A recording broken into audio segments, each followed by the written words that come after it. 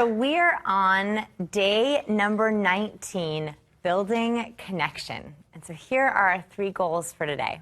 I want to explain to you something that's called attachment theory, which when I learned this science, it really helped me understand how I attach to people. So it's a little bit of a different side of love and connection. I'm also going to talk about 3 relationship builders, how to build the relationship you already have. And then, of course, I'm going to give you my 22 questions that every couple should answer. But first, we have a warm-up. And our warm-up today is I want to ask you the question, what frustrates you about building connection? I want to know when you're building connection, either an existing connection or a new connection, what's difficult, what's hard, what's frustrating? Yes. I have to go through small talk to get there. Yeah, you have to go through the layers to get to the deep stuff. I love it, yeah. Sometimes the deposits you're making aren't being reciprocated? Yes. Using emotional deposit lingo, I love it. So the deposits are not being reciprocated. You're giving, but you're not receiving and you end up empty. Yeah. Yeah. The unknown. And I think a lot of times, like you talked about yesterday, in the men versus women, in the just the way like I'm feeling the stress or feeling like, oh, did I say something weird or whatever. There's like just those feeling, the all uncertainty, that. unknown. Yeah, that's what I thought the first answer was going to be. You guys you were like a step ahead. You were like double up. Yes, I'm so there with you. I saw another hand. Yeah, Lee. It's hard to make them last. Oh, yeah, building long-lasting connections in addition to deep connections. So one way one scientific study that helped me understand how attachment and connection works is attachment theory. And this is founded by Dr. John Bowlby, and this has been repeated and replicated many, many times across different areas of attachment. So attachment theory is the way that long-term relationships happen. It's 4 dynamics of long-term relationships between humans. So it's the way that children and parents attach. It's the way that partners attach. It's the way that friends attach. And there's 4 different attachment styles, ways that we connect with another human. And each of us has a unique attachment style. When we understand our attachment style, it helps us know where our insecurities lie, how we can leverage it, and how we can communicate needs to our partners, our friends, and our parents or children. The way that this was discovered was by Mary Ainsworth with the strange situation test back in the 1960s. This is actually very old research. What she did is she wanted to see how our children attached to their parents. So she put them in the strange situation test. Here is the strange situation test, okay? Step number 1, she puts the parent, usually the mother, and child alone in a room. Second, the child is allowed to explore the room with parental supervision. There's a couple toys scattered around, so the child is able to look around, play with the toys. Then a stranger enters the room, talks to the parent very briefly, and approaches the child. Fourth, the parent quietly leaves the room. Okay, so the child is left in a room with a stranger. Last, the parent returns and comforts the child, okay? So the strange situation test is seeing how a child is when they're alone with their parents in a new environment. What happens when a new situation, something new comes in the situation? What happens when they're left, when the parent leaves them, and how they're comforted, how quickly they comfort.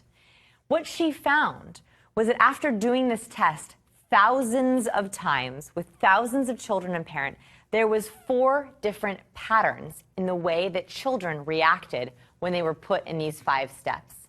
And that actually helps us understand how we attach not only to our own parents, but also how we attach to other humans. That attachment theory is actually set at a very young age. So what she found was these 4 patterns. Are you ready for them? The first one is secure. Secure children with a secure attachment style, they explore freely. They get into the room and they're like, whoa, toys, what's this? Oh, wow, look at the colors. They love exploring. And they are extremely happy upon the mother's return. They do experience some anxiety when the stranger is there and the mother leaves, but they're very happy when they see their mother again. They quickly are able to calm themselves. Second, the avoidant attachment style. they have very little exploration of the room. They get in the room, and they kind of look around, but they don't really touch anything or do anything in the room. And they have very little emotional response to the mother. So they don't really engage the mother much. When the mom leaves and comes back, there's very little attachment there. Third, anxious attachment. So this is also little exploration. They don't do much when they get into the room. But when the mother leaves, they have huge separation anxiety. They really freak out, have a temper tantrum, get upset, cry when the mother leaves. And when the mother comes back, they have resentment towards the mother. They pull away, they kind of punish the mom. How dare you leave me in here? That kind of behavior. So aware that the mother is there, and an emotional response, but it's angry and resentful that she left. And the last one is disorganized. So it's a combination of 2 and 3. So they have little explanation, and they're very confused. So they run towards the mother, and they kind of run away, and they're angry. And they come back, and they want to be consoled, and they throw themselves on the floor crying. So very back and forth, as if they're being pulled internally about what they should do. So I want us to figure out right now what our attachment style is. It's actually quite easy.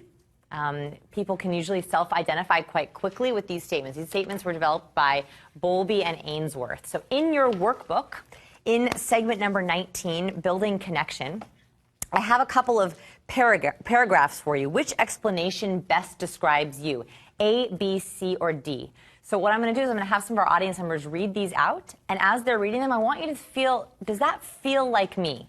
Does that sound like me? At the end of this lesson, I'm going to have you confirm it with an official attachment test. But this is the quick version for us doing this right now. So who would like to read? Jason, would you mind reading A for me? I am somewhat uncomfortable being close to others. I find it difficult to trust them completely, difficult to allow myself to depend on them. I am nervous when anyone gets too close, and often others want me to be more intimate than I feel comfortable being. Thank you. Okay, so take note. Does that feel like you? Does that feel like, that could be me? You can also think about, does this feel like someone I know? Right? Does this feel like my intimate? We're going to get there. Maggie, would you mind reading B for me? I find it relatively easy to get close to others, and I am comfortable depending on them and having them depend on me. I don't worry about being abandoned or about someone getting too close to me. Yeah, thank you. Lacey, C. I find that others are reluctant to get as close as I would like. I often worry that my partner doesn't really love me or won't want to stay with me. I want to get very close to my partner, and this sometimes scares people away. Thank you. Michael, will you read the last one? I can't decide between paragraphs A and C. So this is a very, very quick attachment test where you're able to self-identify. I know this is personal, but does anyone feel like one really resonated with them or not? Or maybe they're intimate, and if you want to keep it anonymous, you can as well, that one resonated with you? Yeah.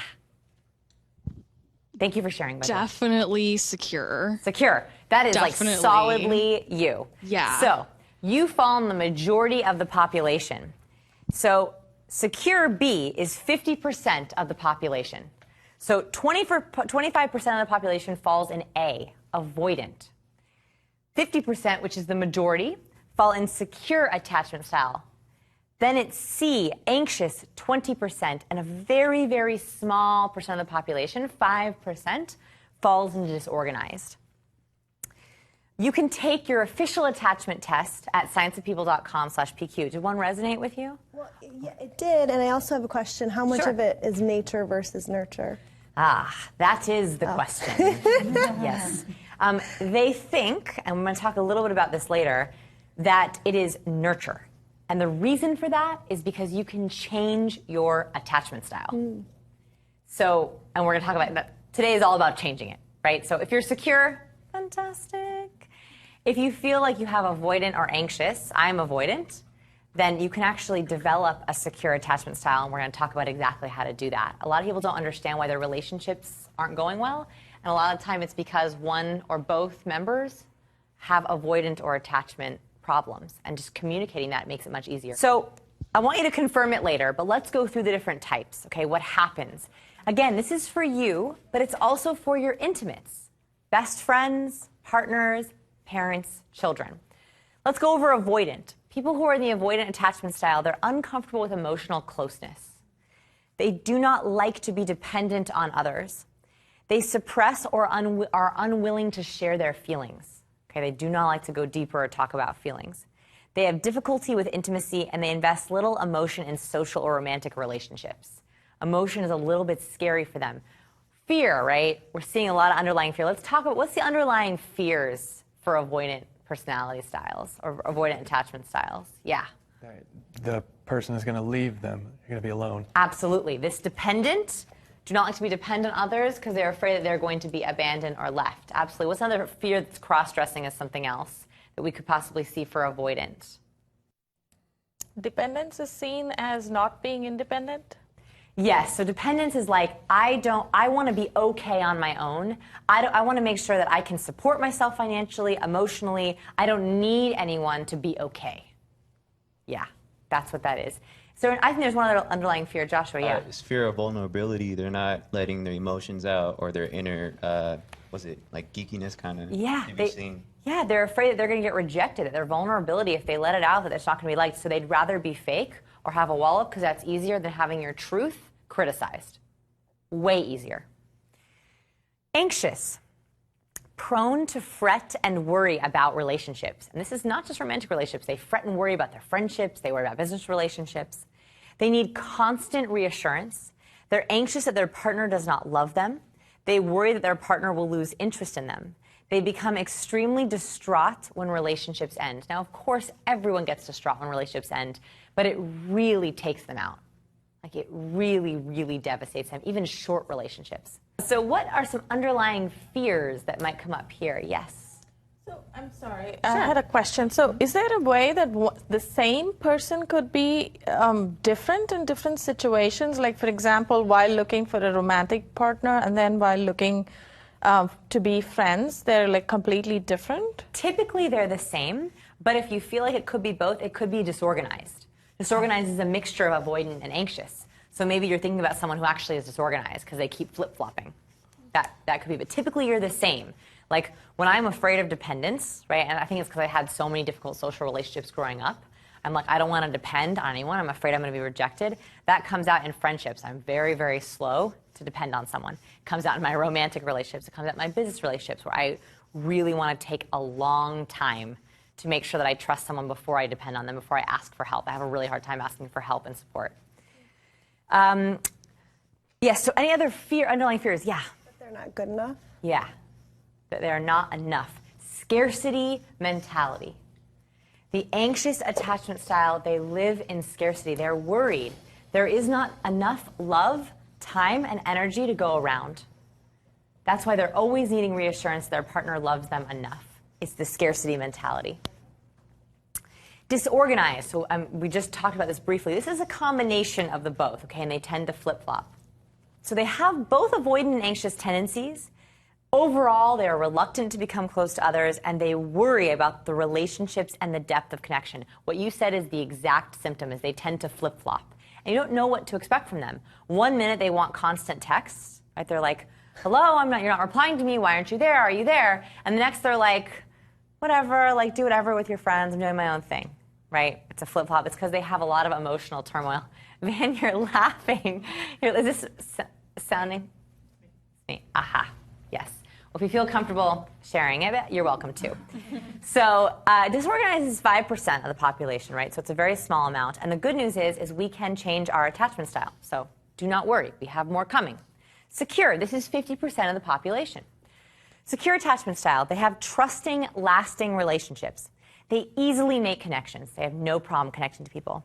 They enjoy attachment. They like being in relationships. They tend to have high self-esteem in self and the relationship. They're comfortable sharing their feelings with friends and partners.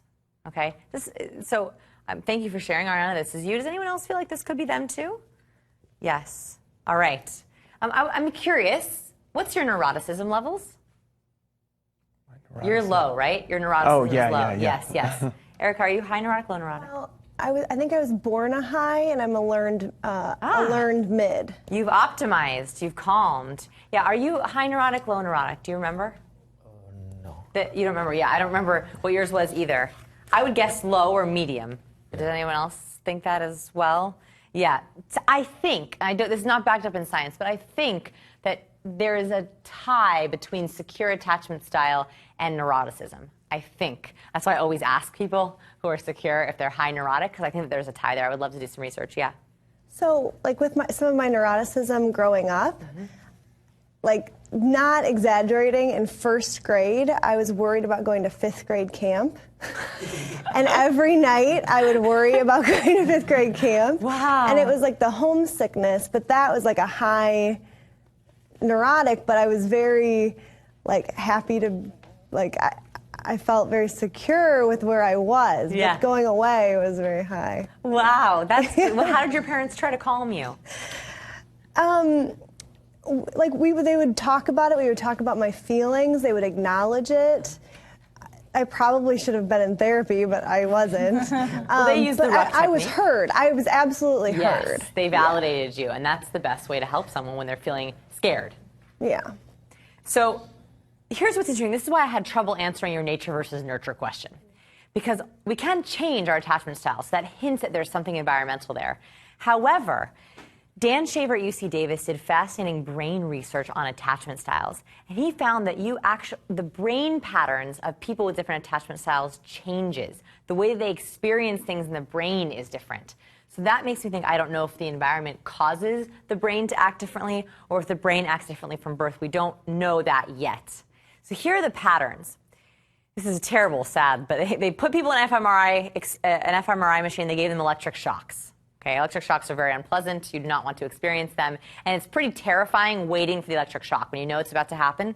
Has anyone been in these experiments before? You want to talk about it just for a second, just to give us the premise? Yeah, I mean, the pain is just like so quick, but it's the whole time that you're waiting, you're just like sweating, like, oh, when is this gonna Right, you're happen? waiting. It's horrible because you know that it's coming, and it's not that it's that bad, but your anxiety for it is horrible. So the reason why that's important is because they're trying to get your anxiety levels up. That's the point of this experiment. So here's what they found, that they could match brain patterns to attachment styles, what happened when the shock came. So here's what happened. Anxious people who have the anxious attachment style, they had extremely high activation in the same part of the brain where low-road fear occurs, right? So they stay in that low-grade fear all the time. It never wavers. It stays high the entire time. Avoidant suppress all activation. So they actually have lower activation in their fear. They get the same amount of fear when the shock first comes, but then they try to immediately suppress it so that activation starts to go lower, drop right away, and then for the duration of the experiment, they work hard to keep it suppressed. So they're literally trying to get less of a response from that painful shock. Secure have the same activation, but they could self-calm faster than the other two. So they felt the same amount of pain, they had the same amount of surprise and fear when it happened, but they were very quickly able to self-calm. They were able to self-assure themselves. So our brain actually handles fear, pain, and stress differently. That's a tie-in to these attachment styles. And accurate predictions just based on maps.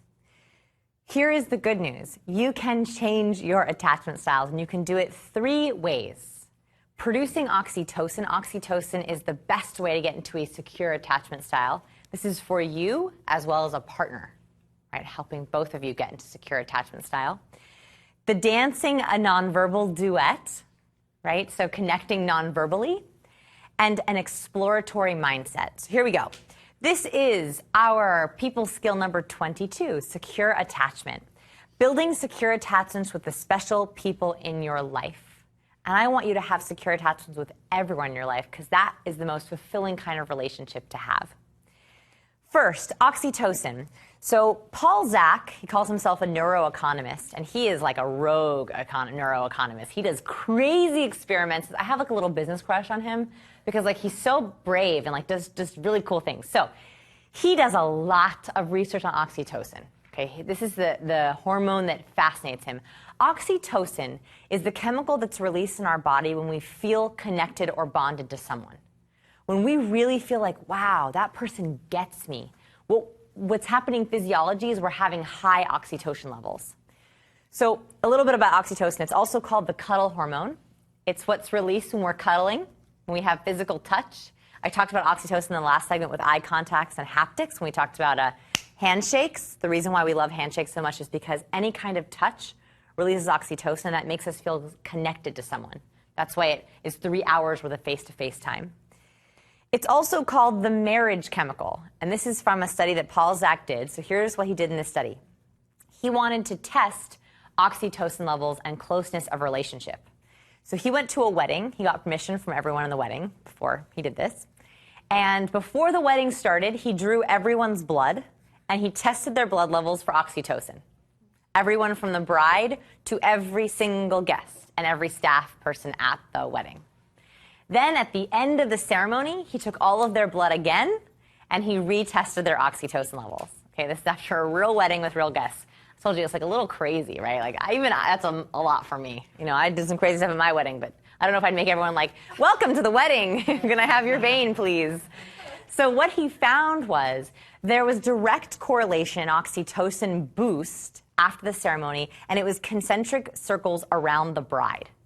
So the bride herself had the highest levels of oxytocin after the ceremony, the highest boost. And then it was the groom tied with the mother-in-law. So groom and mother-in-law were tied.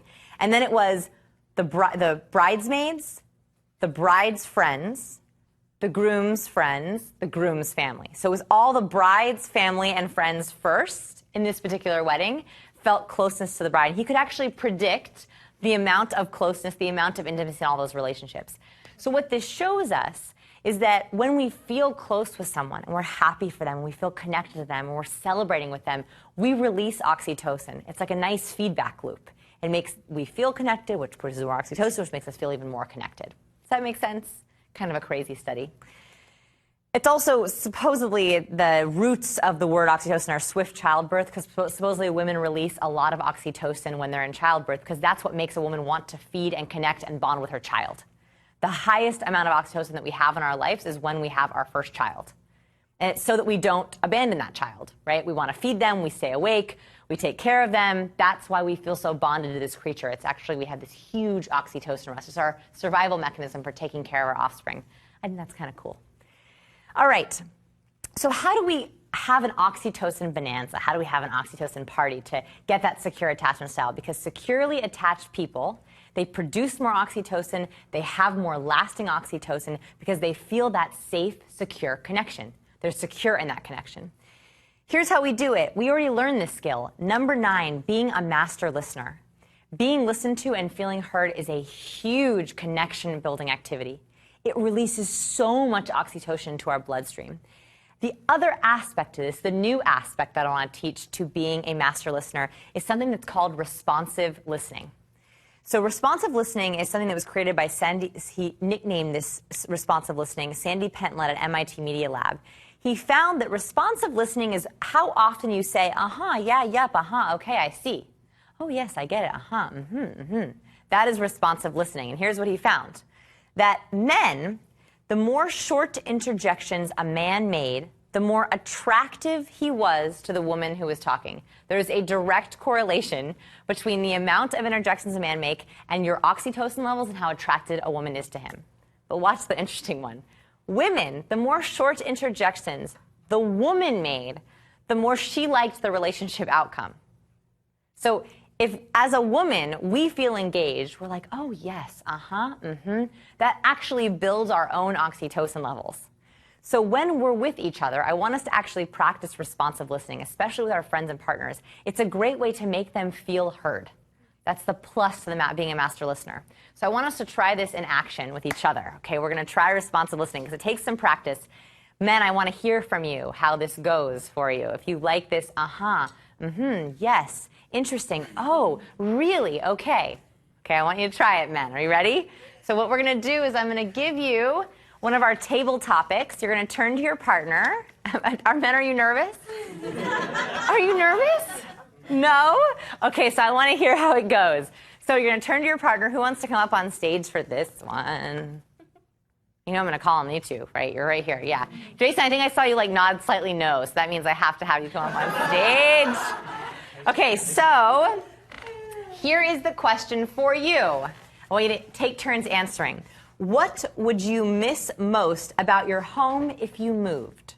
Okay, what would you miss most about your home if you moved? So turn to the person. You're right here. Lovely. So who wants to go first? I'll go first. Okay. All right. So what would you miss most about your home if you moved? I would really miss being able to just walk out my door and be so close to restaurants and the city and friends nearby and not having to commute and I just love being right in the heart of the city. Excellent. That was good. Yeah, that was really good. I wanted to keep going. That was good. How did that feel for you? I was trying to figure out the timing at the beginning, and then I was just like listening. It didn't feel like weird. I wasn't even thinking about it. I was just like, I want to keep talking. And you want to keep talking, right? So good. you judge the relationship as better even when you. So now we're gonna switch it. Okay, so go ahead. What would you miss the most about where you're living right now if you moved? I think I would miss the weather. I would miss the food. Really? I would really. I miss my family. You know, I miss just being able to go to the beach as often as I want. Yeah. How did that feel having her do that? Was it distracting for you? Yeah, a little bit. Yeah, it was a little bit distracting. You'll notice that women are the ones who typically benefit from the more responsive listening, which we're about to talk about. Was it a little distracting for you while you were talking? Yeah. That's kind of what the feeling that I got. I wanted to not say anything. You wanted to be quiet. Yeah, I felt like it was distracting. I could feel it. Interesting. It's interesting. I wonder if I was sort of like coming on, you know, like, let me talk kind of thing. It felt like you were trying to like turn away. You were like, because it was like too distracting. That's my openness. So for you, actually, I want to talk about this in front of everyone. That was perfect learning. Thank you, guys. Thank you. All right. How did it feel? How did it feel? So who felt like that was like great? Like that was awesome? Terry, you felt like that was awesome? Tell me about it. Well, it just, you feel more engaged. Yeah. And I think that's the main thing, is because I want to respond. It's like, even when she pauses a bit, I'm like wanting her to say something so I can affirm or something. And you like doing it as well as receiving it? Yes. Yes. Okay. So who else thought it was like, wow, yes, I like it. I like this. It feels really good. Lacey, yeah. I felt like he was more engaged. And then it encouraged me to keep talking. And then he also did the ruck technique. Oh, good job. Then it helped too. Yeah, I didn't know if kiss I didn't for know if you. he did. That was good. Yeah, it was a good combo. And I was like, this is fantastic. Oxytocin, right? The oxytocin was like, gosh, I feel so connected. I love this. Yeah, tell me. I actually thought that you weren't supposed to do that. And so for me, it's a relief because I like to nod. Like even when you're talking, I'm like, yes. And so I thought that I couldn't do it. And so it's a relief to be able to do it. Absolutely. And I will say that as a teacher on stage, when I get nonverbal feedback from you, when I get nods and smiles and it's like a relief for me. It's like a gift that you give me because you are giving me an oxytocin rush where I feel bonded to you as an audience. Literally, that is what's happening from stage. It doesn't have to be even like, can be this far away. Yeah, tell me.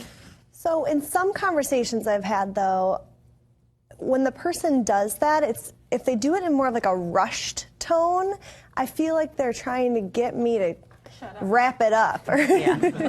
Press team is like, shut up. Yeah. I feel the same way, and that's why, sorry. Yes. Yes. Now we're going to talk about the flip side. The people who are uncomfortable, either doing it or it made you uncomfortable, because you're tapping into exactly what the key is with this exercise. So who was like, ugh, I don't like this, either saying or hearing it? Yes, Joshua. Yeah, it was.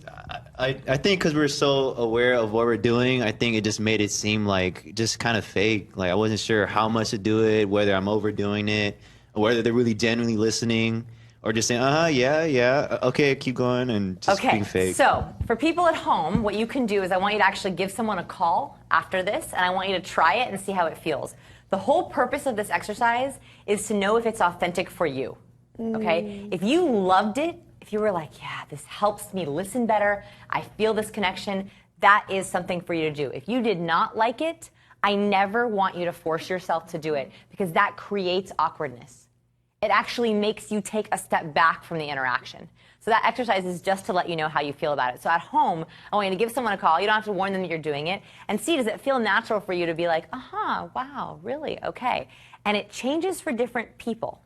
So when you're with your partner or your friend or your intimates, I want you to try it. You'll know in the first moment if it fits you or not with that person. Like, my husband is quite a direct communicator. He doesn't love that. It distracts him. Like, if I'm like, oh, he'll stop and be like, like, right? So I am very quiet when he is talking. I just listen. He doesn't need that kind of verbal feedback. Whereas if I'm with my girlfriends, I'm like, yeah, I get it, totally, I'll actually even say words as they say them. Like, they'll be like, oh my God, I'm so stressed, and I'm like, stressed. It's like I'm like a choir to like them or something. I'm like, right? Like, that feels good to me. That is the way I connect. So I want you, per person, especially with your intimates, to think about what feels natural for you, okay, on that one. That's one of those examples when science, if you blanket statement it, it's inauthentic. Right? It just doesn't work in action. So the second way to use oxytocin bonanza is to be non-verbally attuned. And I have a plus here because there's a little bit more on this science when we're talking about relationships. It's dancing the nonverbal duet. So this is I cannot come up with this clever term. I did not come up with it. It was created by Robert Rosenthal at Harvard. And here's what the nonverbal duet is. It is fronting, eye contact, and touch. It's the trifecta. That's what he calls the trifecta. Is that when you engage in those three things, fronting, eye contact, and touch with someone you care about, it produces oxytocin on every single level. Eye contact produces oxytocin, touch produces oxytocin, and fully engaging with someone produces oxytocin. So it builds all of that secure attachment. It's literally like telling someone, I'm reassuring you right now with my body. Especially if you are with an anxious or an avoidant. This is a great way to reassure them. So very briefly, eye contact releases oxytocin. So I want you to listen with your eyes. It's another reason why I talk about microexpressions, because reading microexpressions gives you a reason to look at someone's face. Sometimes we forget, right? We're like, especially overhead gazers, my high open people. Your overhead gazers, you forget to look. Just to keep in mind, normal eye contact is 60 to 70% of the time. So it doesn't mean that you're boring into someone, okay? That's creepy, right? We don't want to bore into someone. It's 60 to 70% of the time. That's the ideal. That's the sweet spot for eye contact. Touch also produces oxytocin. And here's the trust and touch map, just to be clear. So, red, intimate zone, right? Only if you are welcome should you touch in this area, okay? That's the intimate zone. In professional or social settings, typically the arm is safe. The further up the arm you go, the more intimate the touch. So if you're with someone, you can start with a touch on the hand. If they pull back, right, or step back, they do not like to be touched. Right? That is not going to produce oxytocin for them. That's going to produce fear and anxiety for them. If they lean into the touch, you touch them on the arm, they smile, they lean in, they touch you back, they want that oxytocin from you. It's different per person, so that's about respecting their boundaries with the platinum rule, treating them as they would like to be treated. I have a problem. I'm a high toucher, so I will sometimes touch someone and I will actually feel them flinch, and I'm like, and I have to, like, it's a conscious thing to be like, don't touch them. They don't like it. It's not respectful of them, right? So I have to be really careful to not too much high touch. The third way that we build a secure connection is with the exploratory mindset. And this is all about the growth mindset, the growth mentality. The good news is we can change our mindset. So I used to have a fixed mindset. In college, when I started talking about how I started to go into exploration about people, that was when I first discovered that maybe we are not given all of our talents. Maybe we can actually grow them. So you can absolutely change your mindset, and you can do that with your partner. The best way to build connection with someone, to show them that you want them to be secure and you yourself want to be secure, is to grow and explore together. And this is where I have partners who spend a few moments each week writing down thoughts about their relationship boost chances that they will stick together by more than 20%. Now, this doesn't fit every couple. Yeah. I did this for my girlfriend. Tell me. For a whole year, every day I wrote down how she impressed me that day, and I gave her that as a birthday gift. She was blown away. Here's the bowl, Michael. Here you go. That's awesome. That is really, really great. So yeah, this does not fit anyone. That's taking it to a whole new level, okay? Everyone else is like, no. So writing exercises, and writing is not for everyone, especially if you're not, that's not the way that you learn. But I think that even discussing some deeper relationship issues, just that, having the eye contact, engaging in fronting, doing, really like, I am with you. I want you to feel heard and validated. I wanted to give you a reason to have those discussions, because sometimes we just forget. We get busy. We don't even think about asking those questions. So in your workbook, I have the 22 questions every couple should answer. Actually, these are not in the workbook. There was too long of a worksheet, so it's in your purchase bonuses, where I have a whole handout.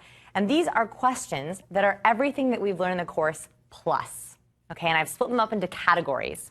For example, the first category is emotional. The emotional questions to ask your couple, like, what makes you the happiest? When are you the happiest? Like planning, so I have a planning section. Where do you see yourself in 5 years? I even have a couple of bonus questions that are just silly but important. Toothpaste etiquette. Do you roll it from the bottom or do you just squeeze it really, really hard? Right? Has anyone seen this with toothpaste? Like if you roll or not? Some people are like, yes. Some people are like, what? You've never had someone who has different toothpaste etiquette than you. So I have the first 20 questions are the really important ones, but of course I have a couple silly ones at the end. And these are based in research about what makes a couple successful. So I hope that gives you some reason to go in and have those moments where you can have a lot of oxytocin, an oxytocin bonanza, and really make them feel heard and felt. Here's what's coming. Day 20, Finding Love. I'm going to teach you the 3 elements of love, how to be the best possible partner, and the 5 love languages. I love teaching the 5 love languages. And day 21, we're going to talk about brand personality. We're going to go from our love to our business section. In brand personality, we're going to talk about how to reach your ideal customer. We're going to talk about the psychology of branding, the science of branding, and we're going to talk about how to create avid fans. Very excited about that. It's kicking off our business section. Today's challenge, I want you to go through one question on questions every couple should answer. Do one of those with someone you're intimate with. It doesn't have to be necessarily your partner. It could even be a friend, but they're geared towards a romantic relationship. Another little bullet here is, do you know your own answers? Let's say that you're not in a relationship right now. Going through that worksheet, do you know how you feel about those answers? Just doing that as a self-exploratory exercise can prepare you to lay the groundwork for a great relationship, if you're in a relationship or not. So I want you to actually go through them if you're not in a couple and see if you know your own answers to those questions. I also want you to take our official test on what your attachment style is and follow up on what you want to work on or not. And what's your partner's? If you're in a relationship, what's your partner's attachment style? That's at scienceofpeople.com/PQ, that test for free. You can just take it. So today I have a lot of extra credit prompts in your workbook. So I did not teach everything in the live section because this is such a personal section, talking about attachment style and why it happens, that I decided to put some things in the workbook for you to work on your own or with your partner, because I didn't want to necessarily call my poor audience members out on attachment style stuff and where it comes from. So there's some extra prompts in your workbook for you. Are we ready for? We are. What was the most important thing you learned today? So what was kind of an aha moment for you? I want 3 today. Yeah, Erica. I am just so thrilled that the responsive listening is okay. Yes, it is okay. Because I've sort of just tried to stop myself because for whatever reason I thought it was bad. And so I'm going to be able to be more authentically me listening in a conversation. So I'm thrilled about that. And then the Dance the Nonverbal Duet, it's just a really good reminder again where the fronting, because I don't think I do that. I was catching myself a couple of times, and so where you were pivoting out. Oh yeah, one of my legs is out. Yeah. So having that as a reminder is really good too. Cool. Yeah. 2 more aha moments, Lacey. Knowing what my attachment style is. I've heard it before, read a book about it, totally forgot about it, and then so it helps me make sense of my own self, but then helps me make sense of my partner as well, and being able to understand why something's happening. Yeah. See how I would handle it, why she's handling it that way. Yeah. And then I know the difference move is forward. to bridge. Yeah. Yeah. Absolutely. And then pair knowing that with journaling, because we journal back and forth too. Yeah. And understanding that that's complementary to You it. do the writing already. Now I have 22 new questions for you guys to do in your writing. Yeah. Thank you. One more aha moment or thing that you learned today that you're going to take forward from here on out. Yes. The exercise we did there, even though it was a mock-up, Yeah. but still I felt that in her answers she was very confident, she was likable, her answers was authentic, Yeah. and that was a new experience. Yeah, with the responsible listening Yeah. exercise. Cool, I love it. Well, I hope that I get to hear yours at home. Remember that to use the hashtag #PeopleSkills or @VivianEdwards. I want to hear what your most important thing you learned today was. We certainly do. I think we learned that all the ladies here want to marry Michael. Yeah. You got the whole bowl already. Now, as Vanessa was saying, there's some exercises in the workbook that is a purchase bonus that are not actually part of the live segments that Vanessa's sharing with us. So definitely have this at hand so that you can follow along with the challenges as well. Thank you for joining us for this segment. We'll hopefully see you back in our next segment.